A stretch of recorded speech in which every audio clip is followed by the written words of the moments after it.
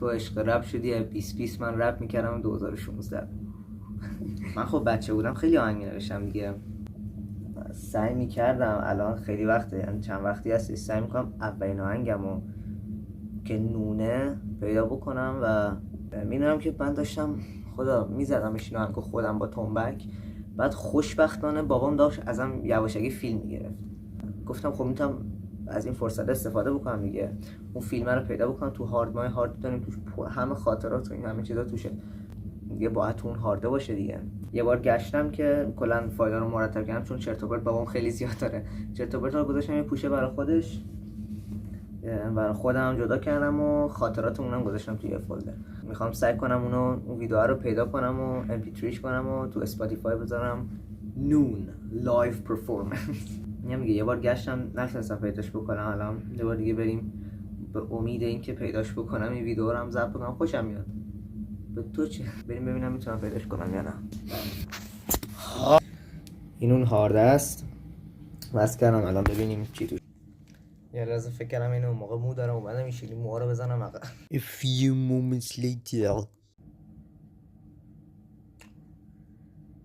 اینجا رو ببینید، ما الان بیایم اینجا، این همون فولدرها که گفتم جدا کردم، بریم تو خاطرات ببینید فقط چی پیدا کردم. بدتر شد وضعمون.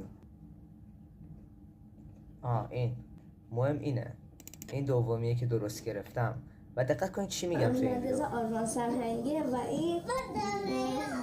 و این سومی آهنگیه که من خودم ساختم. چی؟ یه دور دیگه گوش میکنه. چی مسئله بازیش درسته.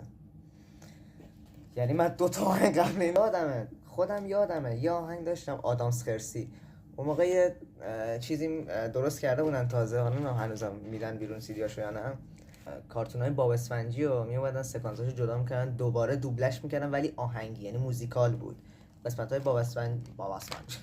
بعد یادم یه جاش میگفت پاتریک چه میدونم چی او کچل موهای کچل خوشگلت. بعد من اومده بودم اونو آدامس خرسیش کرده بودم، یعنی چون آدامس خرسی خیلی دوست داشتم. نمیدونم این شکلی بود میگفت. خدا ورقش هم ندارم، چون مثلا خیلی آهنگام ورقشو هنوز دارم، کاور میکردم آهنگا رو. مثلا یه آهنگی داشت توهی بود، نمیدونم کی بود، بود وای چقدر وای چقدر مستم، من نمیدونم چی من کردمش وای چقدر خستم من فلانو، خیلی سمه، چیزای سم میزنم. ولی آدامس خرسی این شکلی بود میگفت وای وای وای وای آدامس من کو، آخ قربونه کله بیموش، وای وای وای وای آدامس من کوش. این درباره پاتریک میخوند، قربونه کله بیموش، وای وای وای وای پاتریک من کوش. این شکلی بود و من کردمش آدامس خرسی. اگه اشتباه نکنم اون آره دیگه، اون باید یا اولین آهنگم باشه یا دومی. اگه این آدامس خرسی اولین آهنگم نباشه دیگه واقعا نمیدونم چیه. و اون ویدئویی که من میگفتم یادمه اصلا از این زاویه گرفته نشده بود و این شخص ازم نگرفته بود، بابام گرفته بود، دوربینو گذاشته بود رو اوپن طوری که معلوم نبود. و الان مطمئنم، یعنی مطمئن نیستم بیشتر، آره فکر کنم آهنگ آدامس خرسی رو داشتم اجرا میکردم اونجایی که یواشکی بابام ازم فیلم گرفته بود. اونو اگه بتونم پیدا بکنم دعومه میذارم اسپاتیفای. اسمش هم هست، نام آهنگ هست نان. اینم ورقشه دارم همین ورقه رو، اوجیه ورقشه 2 صفحه دارم هستش.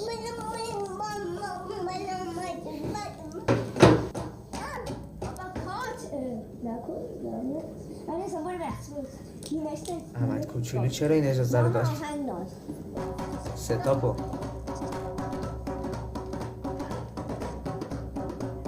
the beat بیت هم بود دیگه. فلو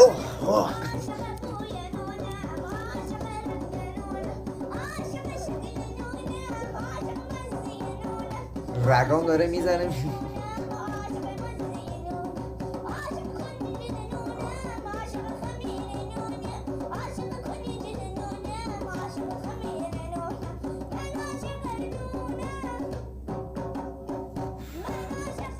شیت بیت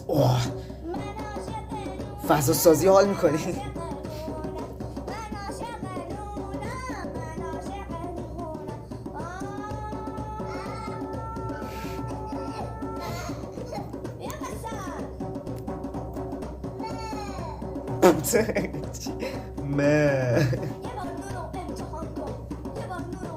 ترپ شد.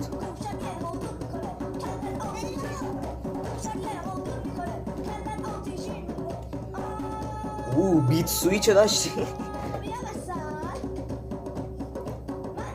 میتونم قسم بخورم من اون موقع رپ گوش نمیدونم، چیز گوش میدم، سنا حیران و برو سرد اینجور چیزا داشتم گوش میدم. جدی میگم من با این آهنگا بوده شدم، با آهنگای من تتلو قدیمیاش مثلا سنا حیران و آره یا سنا حیران فقط یادمه فعلا.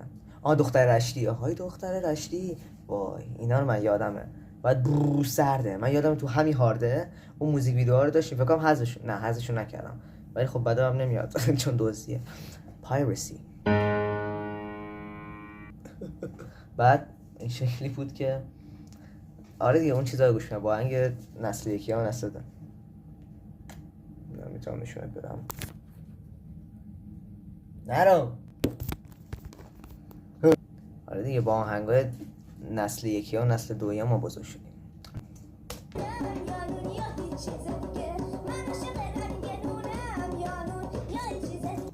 این هم چیز بود یا تو یا هیچ چیز دیگه، اصلا همه اسکی بود مثل سمپر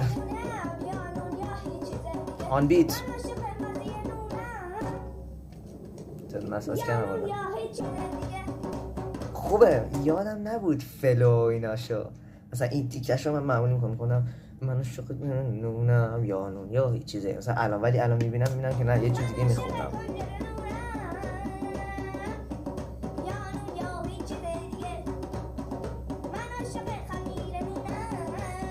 افروش اون آژیره صدا اصلا نمیاد.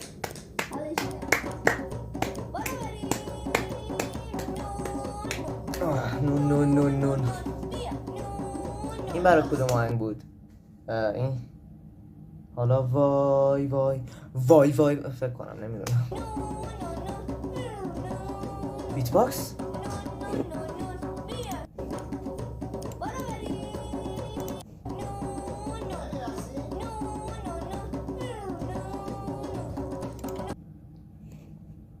من بیت باکس میکنم 2016. بابا احمد دمت گرم.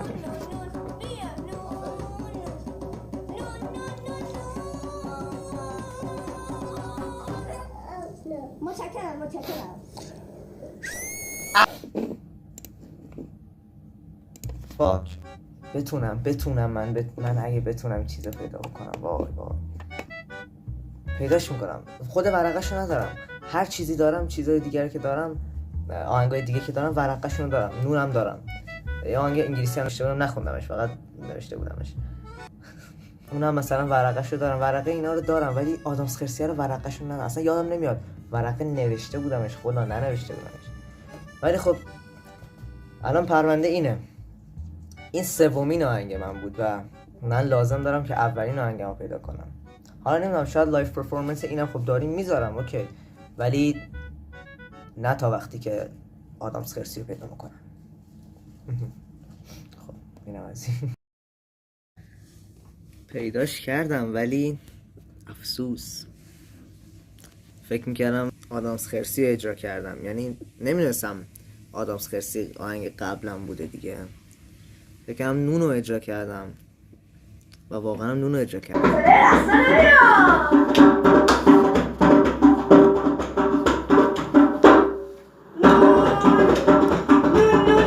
سایک 2 تا ویدیو بود، دومیش آدامس خرسی بود.